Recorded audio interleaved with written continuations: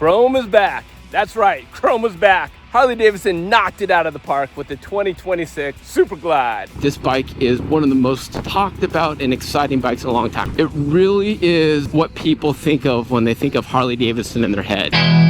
Welcome to MCC Just Motos. It's about 1,000,000 degrees out here. I'm in a basic white tee, and maybe that's what Harley did. A classic motorcycle experience from any motorcycle era, and I think that's what Harley did right. So let's go for a ride and we'll talk about it. First of all, let's just start up. Again, it's about 1,000,000,000 degrees out today. I got my internal mic, so you're not going to hear it fantastic, but maybe we can get a little bit.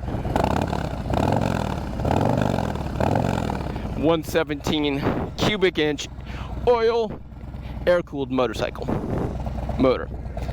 All right, let's go. Now this makes 98 horsepower and about 120 pounds of torque.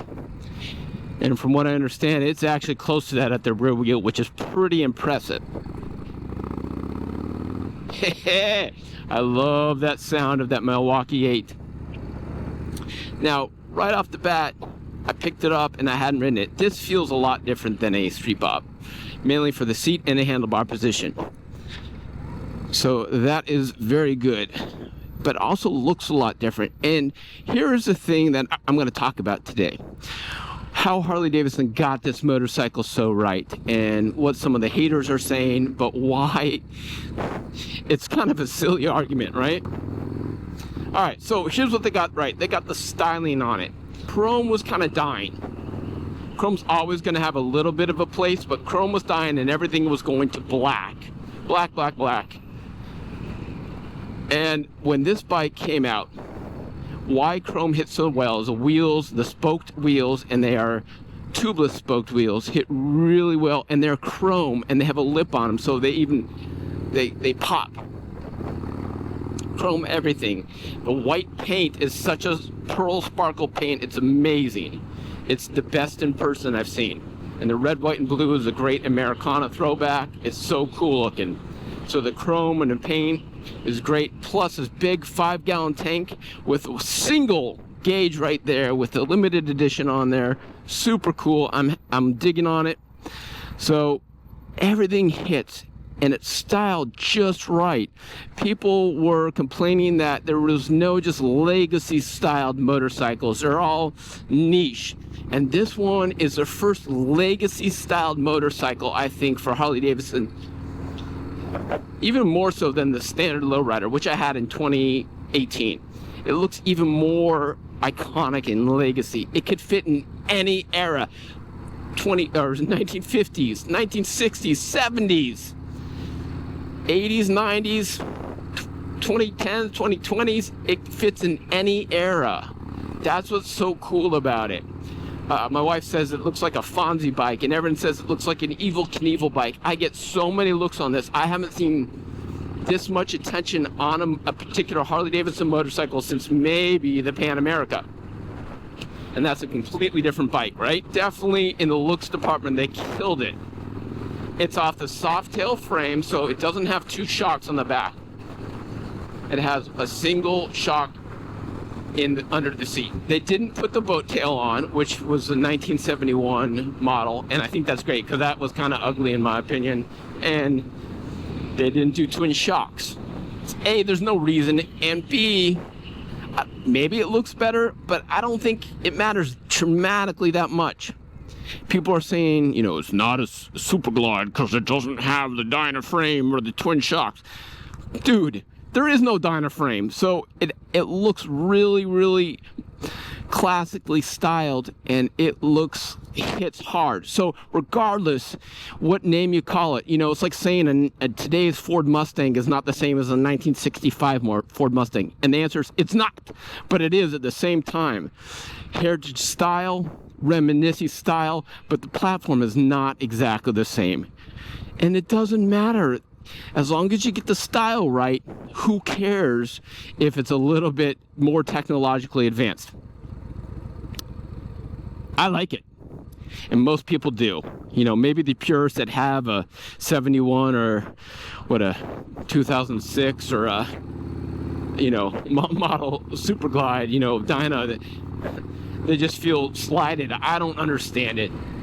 All right, so let's take a little twisty, curvy road. Now, again, I really want to explain why I think this bike is one of the most talked about and exciting bikes in a long time. It really is what people think of when they think of Harley-Davidson in their head. And there hasn't been this motorcycle in this look and all the pieces together that hit. Now, regardless if they called it a Super Glide, the only negative, like the price on this limited edition is, you know, $1,000 more for a limited edition bike with all these special features. It's not terrible at all. It's really, really, really good price, right? So people aren't mad about the price. People aren't mad about the style. They're mad that they call it a Super Glide because it doesn't have twin shocks. Now, again, I don't think it makes sense to get twin shocks. I don't think it's gonna look as good. Do I get to go yes, let's go this way. All right, let's see. Hee.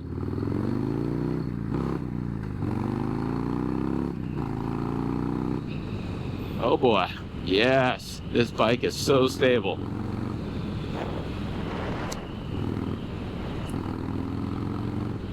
Man, I'm digging on it. All right, so yeah, it just,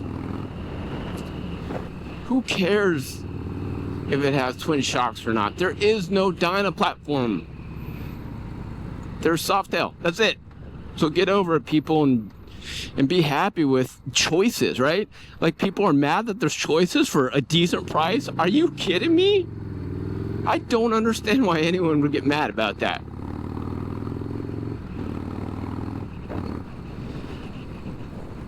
Now, I really do hope they keep the Super Glide look, style, and put different paint schemes. I think that would be amazing. I think if I was Harley, that's what I would do. I would keep this 2,500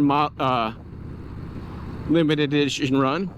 Make it a little special. Get the excitement there. Yes, dealers would love to sell more of these, and you know, they're missing out on sales. But you know what? Next year, if you have the Super Glide and you don't have to have the limited edition paint scheme, keep the chrome, just different colors, man, you are in the ballpark. The feel of the motorcycle is fantastic. This is one of the best feeling Harley-Davidson I've had in such a long time. A traditional Harley style and feel with great handling and decent suspension. You know, when you can wrap it all into one package, this is the bike that did it. All right, guys, I'm gonna be getting the chief designer for Harley-Davidson on my channel. He's gonna be doing some special questions. I'm gonna bring it to my Patreon and members only first. If you have any questions that you want to ask the chief designer, that's Mr. Bjorn Schuster, drop them below and I will make sure to ask him. Do you want to know if they thought about the Bowtail, Dyna? What other questions you have about this motorcycle or any Harley-Davidson motorcycles? Again, a big plug to join my Patreon or YouTube members only. I'll put the link in the description as well as on this page here. Guys, that's going to do it for me. Huge kudos to Harley-Davidson. We'll get a full ride review, but I just wanted to get some initial riding thoughts about what makes this bike so special. We'll catch you on the next episode.